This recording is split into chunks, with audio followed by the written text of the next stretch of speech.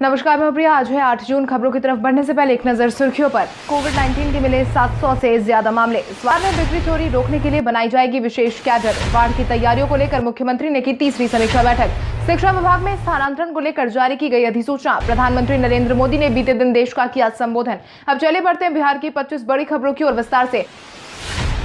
बिहार में कोविड-19 के मिले 700 से ज्यादा मामले। स्वास्थ्य विभाग की तरफ से मिली जानकारी के अनुसार बिहार में बीते दिन के पिछले 24 घंटे में कुल मिलाकर 762 मरीजों की पुष्टि हुई है, जो इसके बाद बिहार में एक्टिव मरीजों की संख्या 8,230 पर पहुंच गई है। इसके साथ ही अगर हम प्रभावित जिलों की बात करें तो अररिया में 38, अरवल में 1, औरंगाबाद में 3, बांका में 2, बेगूसराय में 39, भागलपुर में 24, भोजपुर में 6, बक्सर में 4, दरभंगा में 19, ईस्ट चंपारण में 21, गया में 15, गोपालगंज में 69, जमुई में 3, कैमूर में 8, कटिहार में 15, खगड़िया में 14, किशनगंज में 13, लखीसराय में 18, मधेपुरा में 18, मधुबनी में 22, मुंगेर में 28, मुजफ्फरपुर में 22, नवादा में 4, नालंदा में 12, पटना में 66, पूर्णिया में 55, रोहतास में 2, सहरसा में 26, समस्तीपुर में 48, सारण में 18, शिवहर में 4, सीतामढ़ी में 14, सिवान में 23, सुपौल में 49, वैशाली में 14, वेस्ट चंपारण में 17 मामलों की पुष्टि हुई है। इसके साथ ही 8 ऐसे मामले सामने आए हैं जो दूसरे राज्यों के हैं,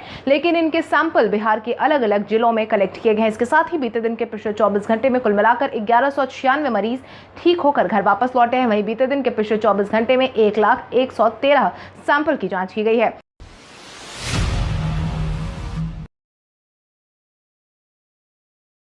रैयतों की जमीन से जुड़े दस्तावेज की डिटेल कॉपी मामूली फीस से मिलने वाली है।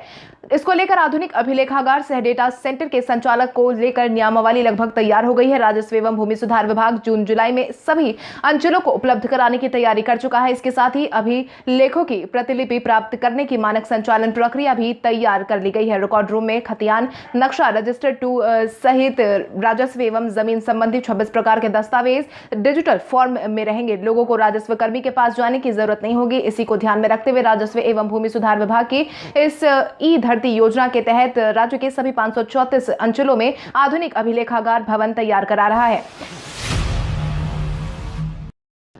21 जून से 18 साल से ऊपर वालों को मिलेगी मुफ्त वैक्सीन। प्रधानमंत्री नरेंद्र मोदी ने बीते दिन देश का संबोधन किया, जिसके तहत उन्होंने अपने संबोधन में 21 जून से 18 साल से ऊपर वालों को मुफ्त वैक्सीन मुहैया करवाने का ऐलान कर दिया है। इतना ही नहीं, उन्होंने पूरे देश में कोविड-19 वैक्सीन को फ्री कर दिया है। इसके तहत देश के किसी भी राज्य सरकार को वैक्सीन पर अब कुछ भी खर्चा नहीं करना पड़ेगा। इस दौरान प्रधानमंत्री नरेंद्र मोदी ने अपने संबोधन में कहा कि अब तक देश के करोड़ों लोगों को वैक्सीन मिली है। अब 18 साल से आयु के लोगों को भी इसमें जोड़ लिया गया है। सभी देशवासियों के लिए भारत सरकार ही मुफ्त वैक्सीन उपलब्ध करवाएगी। इसके साथ ही प्राइवेट अस्पताल में वैक्सीन के निर्धारित कीमत के उपरांत एक डोज पर अधिकतम 150 रुपए सर्विस चार्ज ही ले सकेंगे। वहीं दूसरी तरफ उन्होंने गरीब परिवारों को दिवाली तक मुफ्त अनाज देने की बात कही है। इस दौरान प्रधानमंत्री नरेंद्र मोदी ने कहा कि सरकार किसी भी परिवार को भूखा सोने नहीं देगी। बिहार में बिजली चोरी रोकने के लिए बनाई जाएगी विशेष कैडर। बिजली चोरी को रोकने के लिए नीतीश सरकार की पहल के बाद बिहार में विशेष कैडर बनाने की तैयारी हो रही है, जो कि विद्युत निरीक्षण वाले के तहत काम करेगा। इस कैडर के कर्मी बिजली कंपनी के बदले ऊर्जा विभाग के अधीन काम करेंगे। इसके बन जाने की तैयारी विभागीय स्तर पर की जा चुकी है। जल्द ही कैबिनेट के समक्ष इसका प्रस्ताव ले जाया जाएगा। जानकारों की माने तो कैडर में हर जिले में एक विशेष इकाई काम करेगी। इस विशेष इकाई के मुख्य अधिकारी अधीक्षण अभियंता होंगे। उनके अधीन कार्यपालक अभियंता, सहायक अभियंता और कनीय अभियंता होंगे। इतना ही नहीं, इंजीनियरों के अलावा चतुर्थ वर्गीय कर्मी और डेटा एंट्री ऑपरेटर भी होंगे। सभी पदों को मिला दे तो लगभग 300 से अधिक लोगों की बहाली की जा सकती है। कोल इंडिया में सिक्योरिटी गार्ड के लिए निकाली गई भर्तियां। कोल इंडिया में बीते दिन 1086 सिक्योरिटी गार्ड के लिए भर्तियां निकाली गई हैं। भारत सरकार की महारत्न कंपनियों में से एक कोल इंडिया लिमिटेड की subsidiary company Eastern Coalfields Limited security guard male के पदों पर भर्ती के लिए इंटरनल नोटिफिकेशन जारी कर चुका है। जारी किए गए नोटिफिकेशन के अनुसार अनारक्षित कैटेगरी के 882 पद समेत कुल मिलाकर 1086 सिक्योरिटी गार्ड की भर्ती के लिए वर्तमान कर्मचारियों से आवेदन आमंत्रित किए जा रहे हैं। इच्छुक और योग्य उम्मीदवार easterncoal.gov.in पर जाकर आवेदन भर सकते हैं। ध्यान रहे, आवेदन करने की अंतिम तारीख 15 जून 2021 है। बिहार में सभी बालिका गृह को किया जाएगा बंद। बिहार में मुजफ्फरपुर बालिका गृह कांड सभी को याद होगा। इस कांड के बाद ही 11 बालिका गृह की सुरक्षा काफी ज्यादा सख्त कर दी गई है। हर बालिका गृह में 8 सीसीटीवी कैमरे लगाए गए हैं, जिससे ऑनलाइन निगरानी की जा रही है। हालांकि इन सब के बीच सभी बालिका गृह को बंद करने का फैसला जारी किया गया है, जिसके बाद अब बिहार सरकार ने लड़कियों की सुरक्षा के लिए 2022 तक जिलों में वृहद आश्रय गृह शुरू करने का फैसला सुनाया है, जिसका संचालन सरकार खुद करेगी और इसके लिए कैबिनेट से 500 करोड़ स्वीकृति मिली है। पहले चरण में 12 जिलों में वृहद आश्रय गृह की शुरुआत होगी, जिसके तहत पटना, सिवान, मुजफ्फरपुर, वैशाली, गोपालगंज, बक्सर, गया, भागलपुर, पूर्णिया, भोजपुर से पश्चिम चंपारण में भी आश्रय गृह खोला जाएगा। पटना हाईकोर्ट ने अस्पतालों में वेंटिलेटर की स्थिति को लेकर मांगा जवाब। पटना हाईकोर्ट ने अस्पताल में वेंटिलेटर की स्थिति को लेकर बीते दिन सरकार से जवाब मांगा है, जिसके तहत बीते दिन कोविड-19 महामारी से संबंधित जनहित याचिकाओं की सुनवाई के दौरान चीफ जस्टिस संजय करोल की खंडपीठ ने केंद्र और राज्य सरकार को यह बताने के लिए कहा है कि कितने आंकड़े से संबंधित पोर्टल पर काम कर रहे हैं। साथ ही यह भी बताने को कहा है कि इनमें से कितने पोर्टल कोविड-19 से संबंधित है। इसके साथ ही कोर्ट ने कोविड-19 के मरीज, कोविड-19 से जान गंवाने वाले मरीज और अन्य आंकड़ों को लेकर कितने पोर्टल काम कर रहे हैं, इसकी भी जानकारी मांगी है, जिसके बाद अब अगली सुनवाई 11 जून को की जाएगी। बिहार सरकार जल्द बनाएगी टेक्सटाइल और लेदर पॉलिसी। उद्योग मंत्री शाहनवाज हुसैन ने हाल ही में बिहार सरकार की तरफ से टेक्सटाइल और लेदर पॉलिसी बनाने की बात कही है, जिसके तहत उन्होंने कहा कि बिहार में मेगा फूड पार्क के बाद 5 मिनी फूड पार्क को बनाया जाएगा और औद्योगिक विकास के लिए लगातार सरकार अपनी नीति में बदलाव कर रही है। यही कारण है कि इथेनॉल और ऑक्सीजन उत्पादन पॉलिसी के बाद अब बहुत जल्द टेक्सटाइल और लेदर पॉलिसी लाने की तैयारी की जा रही है। किशनगंज का पंजरीपारा चमड़ा उद्योग का गढ़ है। इसके साथ ही यहाँ से देश के साथ साथ विदेशों में भी चमड़ा भेजा जाता है। इसे लेदर प्रोसेसिंग यूनिट का हब बनाने की योजना पे तेजी से काम चल रहा है।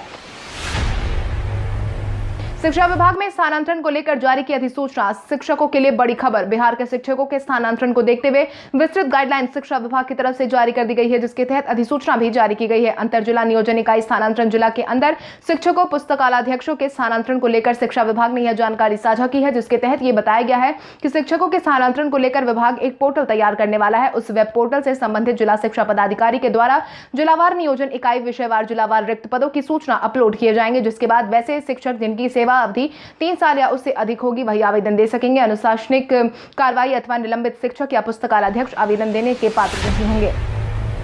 बाढ़ की तैयारियों को लेकर मुख्यमंत्री ने की तीसरी समीक्षा बैठक। बिहार में संभावित बाढ़ की समस्याओं को देखते हुए मुख्यमंत्री नीतीश कुमार लगातार पूरी सजगता के साथ काम कर रहे हैं। यही कारण है कि बीते 15 दिनों में मुख्यमंत्री नीतीश कुमार ने लगातार बीते दिन तीसरी समीक्षा बैठक की है, जिसके तहत इस बैठक में मुख्यमंत्री पहले से दिए गए निर्देशों के बारे में जानकारी लेते देखे गए और बाढ़ निरोधक कार्य के बारे में भी उन्होंने रिपोर्ट ली। इसके साथ ही आपको बता दें कि आयोजित बैठक में उप मुख्यमंत्री और मंत्री के साथ बाढ़ से प्रभावित होने वाले सभी जिलों के डीएम और अन्य अधिकारी भी मौजूद थे। ज्ञात हो मानसून मध्य बंगाल की खाड़ी और बंगाल की खाड़ी के पूर्वोत्तर हिस्सों तक पहुंच चुका है। अगले 10 दिनों में दक्षिण पश्चिमी मानसून ओडिशा, झारखंड, बंगाल और बिहार तक पहुंच जाएगा। ऐसे में मुख्यमंत्री नीतीश कुमार बिहार में बाढ़ की संभावनाओं को देखते हुए सभी एहतियाती कदम उठा रहे हैं। बिहटा एयरपोर्ट के निर्माण में एक गांव बना बाधा। बिहटा हवाई अड्डा से अंतर्राष्ट्रीय उड़ानों का सपना फिलहाल बीच मझधार में अटका हुआ नजर आ रहा है। प्रशासन की तरफ से साझा की गई जानकारी के अनुसार इंटरनेशनल उड़ानों के लिए रनवे की लंबाई लगभग 12,000 फीट होनी चाहिए, लेकिन फिलहाल एयरपोर्ट पर 8200 फीट रनवे ही प्रस्तावित है, जो कि घरेलू उड़ानों के लिए ही पर्याप्त है। इस बाबत एयरपोर्ट अथॉरिटी ऑफ इंडिया ने एयरबस 120 और बोइंग 737 जैसे बड़े विमानों से विदेशी उड़ान के लिए राज्य सरकार से 191 एकड़ जमीन की मांग की है, लेकिन इसमें सरफुद्दीनपुर गांव बाधक बन रहा है। इस गांव में करीब 150 घर की आबादी है। गांव में मस्जिद और कब्रिस्तान भी है।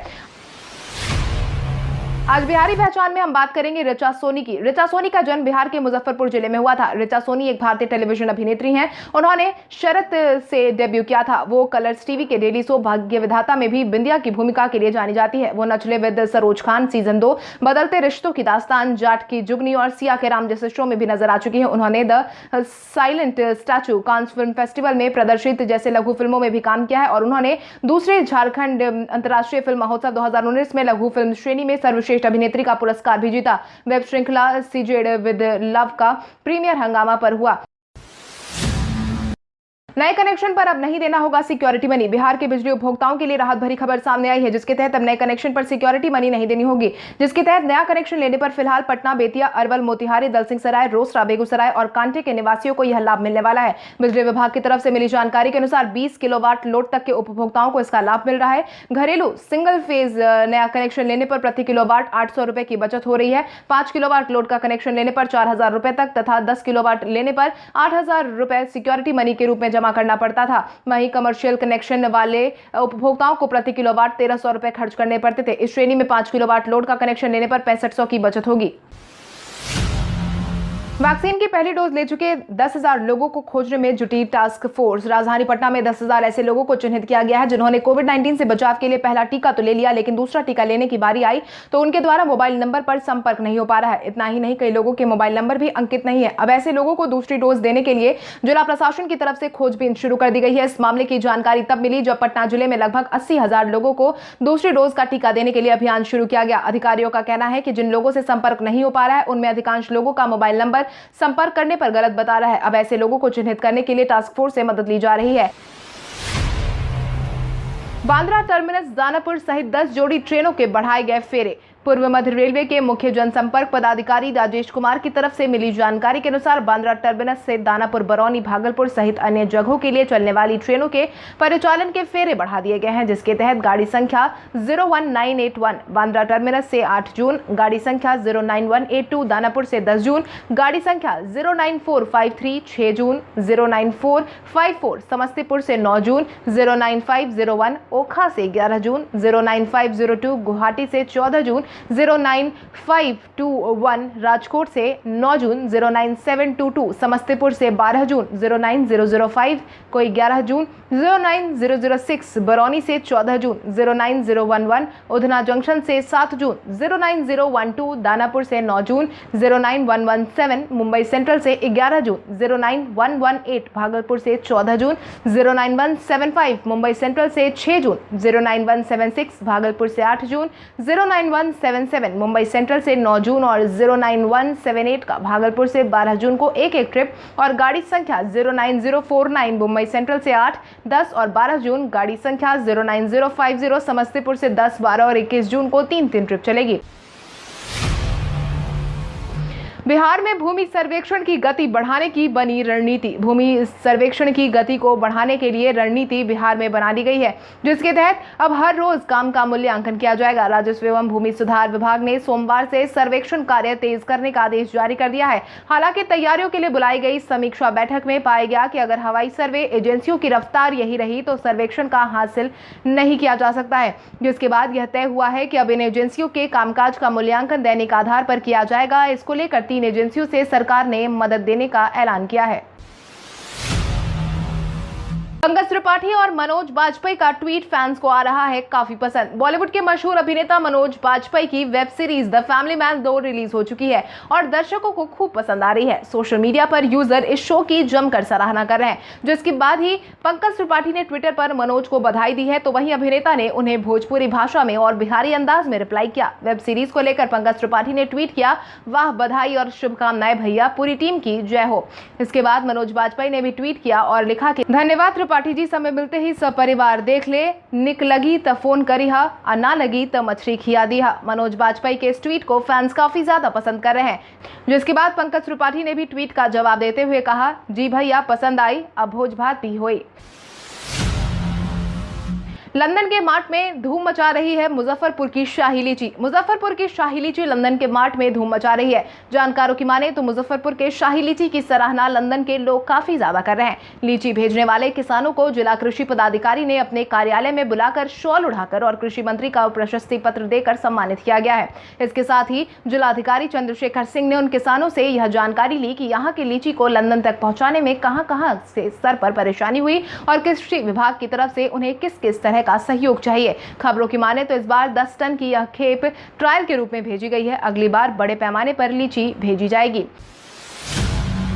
मंत्री नीरज कुमार ने विशेष राज्य के दर्जे की मांग को फिर से दोहराया। पूर्व मंत्री और विधान पार्षद नीरज ने हाल ही में नीति आयोग की तरफ से एसडीजी पर आधारित रिपोर्ट के आने के बाद विशेष राज्य के दर्जे की मांग को फिर दोहराया है, जिसके तहत ईटीवी बिहार से बातचीत के दौरान उन्होंने कहा कि यह मांग पुरानी है, लेकिन रिपोर्ट से जोड़कर भ्रम फैलाने की कोशिश की जा रही है। उन्होंने कहा कि केंद्र में सरकार चाहे यूपीए की हो या फिर एनडीए की, यह मांग हमेशा रहेगी, कोई भी इस बात से इनकार नहीं कर सकता। इसके साथ ही उन्होंने ये भी स्पष्ट किया कि रिपोर्ट से जुड़कर बिहार को विशेष राज्य के दर्जे की मांग को देखना भ्रम फैलाने वाली बात है। सतत विकास को लेकर 2030 तक का लक्ष्य रखा गया है। लालू प्रसाद यादव के जन्मदिन को सामाजिक न्याय सद्भावना दिवस के रूप में मनाएगी पार्टी। 11 जून को लालू प्रसाद यादव अपना 74वां जन्मदिन मनाने वाले हैं। वहीं इस दिन को पार्टी यादगार बनाने वाली है क्योंकि इस बार लालू प्रसाद यादव भी जेल से बाहर है। हालांकि कोविड-19 को ध्यान में रखते हुए कोई खास प्रबंधन तो नहीं किया गया, लेकिन इस शुभ अवसर पर गरीबों को भोजन करवाने का काम किया जाएगा। इसकी जानकारी राजद के प्रदेश अध्यक्ष जगदानंद सिंह ने दी है। उन्होंने बताया कि लालू प्रसाद यादव के जन्मदिन को सामाजिक न्याय सद्भावना दिवस के रूप में मनाया जाएगा। लालू प्रसाद यादव का जीवन हमेशा से ही गरीबों के लिए समर्पित रहा है, इसलिए उनके जन्मदिन पर कोविड-19 प्रोटोकॉल का पालन करते हुए जिला, प्रखंड, पंचायत और गांव से लेकर व्यक्तिगत रूप से स्थानीय स्तर पर लालू रसोई के माध्यम से अधिक संख्या में समाज के गरीबों और लाचार लोगों को भोजन कराया जाएगा। भारत के इतिहास में आज की तारीख कई कारणों से दर्ज। 1936 में इंडियन स्टेट ब्रॉडकास्टिंग सर्विस का नाम बदलकर ऑल इंडिया रेडियो कर दिया गया। 1948 में भारत की पहली विमान सेवा एयर इंडिया ने भारत और ब्रिटेन के बीच हवाई सेवा शुरू की। 1658 में औरंगजेब ने आगरा के किले पर कब्जा किया और शाहजहां को कैद कर लिया। 2004 में भारत सहित दुनिया के कई देशों में 122 वर्ष के बाद शुक्र पारगमन का अद्भुत नजारा फिर देखा गया। 2009 में मशहूर पटकथा लेखक, नाट्य निर्देशक, कवि और अभिनेता हबीब तनवीर का निधन हुआ। 1997 में पेरिस में फ्रेंच ओपन टेनिस प्रतियोगिता में भारत के महेश भूपति ने मिश्रित युगल खिताब जीतकर इतिहास बनाया। भारत के श्रीलंका दौरे का शेड्यूल हुआ कंफर्म। श्रीलंका दौरे को लेकर भारत का शेड्यूल कंफर्म कर दिया गया है। इस दौरे पर भारत के कोच के रूप में राहुल द्रविड़ नजर आएंगे। आपको बता दें, भारतीय टीम श्रीलंका के इस दौरे पर 3 वनडे और 3 टी20 मैच के सीरीज खेलने वाली है। हालांकि वर्ल्ड टेस्ट चैंपियनशिप फाइनल के लिए इंग्लैंड दौरे पर गई टीम सीरीज का हिस्सा नहीं होगी। बीसीसीआई इस दौरे पर भारत की बी टीम को भेजेगा, जिसमें कई युवा खिलाड़ी को मौका मिल सकता है। एएनआई की खबर के मुताबिक भारत और श्रीलंका सीरीज के host broadcaster Sony Sports Network ने सोमवार को ट्वीट करके इस दौरे के शेड्यूल की जानकारी दी है। इनकम टैक्स विभाग के नए पोर्टल से आपको मिलेगा यह फायदा। बीते दिन से इनकम टैक्स विभाग के नए पोर्टल को जारी कर दिया गया है, जिसके तहत अगर आप आयकर दाता हैं तो इनकम टैक्स भरने के लिए दूसरे कई जरूरी काम विभाग के नए पोर्टल www.incometax.gov.in पर जाकर भरना होगा। इसमें पोर्टल की खासियत की अगर बात करें तो यह पोर्टल अधिक यूजर फ्रेंडली है। इस नई ई फाइलिंग पोर्टल का उद्देश्य करदाताओं की सुविधा और उन्हें एक आधुनिक, तेज और बिना रुकावट का सेवा प्रदान करना है। इसके साथ ही नई कर भुगतान प्रणाली 18 जून से शुरू होने वाली है। पोर्टल के बाद मोबाइल एप्लीकेशन भी लॉन्च किया जाएगा ताकि करदाता उसकी सुविधा से परिचित हो सके। सीबीएसई ने 28 जून तक प्रैक्टिकल और इंटरनल असेसमेंट पूरा करने का जारी किया आदेश। सीबीएसई ने जहां एक तरफ बोर्ड परीक्षाओं को स्थगित कर दिया है, वहीं दूसरी तरफ 28 जून तक देश भर के सभी स्कूल से प्राप्त अंक और इंटरनल असेसमेंट को पूरा करने का निर्देश जारी किया है। इसके साथ ही केंद्रीय माध्यमिक शिक्षा बोर्ड ने 12वीं कक्षा की परीक्षा रद्द करने के बाद अपना रोड मैप लागू करना शुरू कर दिया है, जिसको लेकर 12 सदस्यीय कमेटी का गठन भी कर दिया गया है। इस दौरान सीबीएसई की तरफ से स्कूल को 12वीं क्लास के बचे हुए स्कूल बेस्ड असेसमेंट और अंक अपलोड करने के संबंधित में दिशा निर्देश जारी कर दिए गए हैं। अब आइए जानते हैं सराफा बाजार और पेट्रोल डीजल के क्या थे भाव। अगर हम सराफा बाजार की बात करें तो सोने का भाव 7 जून को 22 कैरेट के लिए प्रति 10 ग्राम 47,510 रुपए था। वहीं 24 कैरेट के लिए प्रति 10 ग्राम 48,510 रुपए था। इसके साथ ही अगर हम चांदी की बात करें तो चांदी का भाव प्रति किलो 71,000 रुपए था। इसके साथ ही राजधानी पटना में पेट्रोल की कीमत 96.94 रुपए प्रति लीटर और डीजल 90.54 रुपए प्रति लीटर था। कल हमारे द्वारा पूछे गए सवाल का जवाब आप में से बहुत सारे यूजर ने हमें कॉमेंट करके दिया था, उसके लिए आपका बहुत बहुत धन्यवाद। आप में से जिन यूजर का कमेंट हमें अच्छा लगा है उनके नाम है गीता कुमारी, श्याम कुमार, हुसैन, असलम राज, योगेंद्र चौधरी, शंकर मुखिया, हर्ष राज, अमित पटेल, मिथुन कुमार, विक्रम कुमार, राकेश रोशन, सोनम सिंह, गोविंद कुमार, मिंटू सिंह, नीतीश कुमार। इसके अलावा हमारी टीम को और भी लोगों के जवाब अच्छे लगे हैं, मगर समय के अभाव के कारण हम उनका नाम नहीं ले पाए, लेकिन आप हमारे सवालों का जवाब देते रहे। हम कल आपका नाम लेने की पूरी कोशिश करेंगे। तो चले बढ़ते हैं आज के सवाल की ओर। आज का सवाल कुछ इस प्रकार है। आपके अनुसार प्रधानमंत्री नरेंद्र मोदी की तरफ से 21 जून से 18 साल से ज्यादा के युवाओं को मुफ्त में वैक्सीन मुहैया करवाने के फैसले पर आपकी क्या राय है? अपने जवाब हमें कॉमेंट करके जरूर बताएं। इसके साथ ही आज के लिए बस इतना ही। बिहार की बड़ी खबरों से अपडेटेड रहने के लिए हमारे YouTube चैनल को सब्सक्राइब करें और बेल आइकन दबाना ना भूलें। धन्यवाद।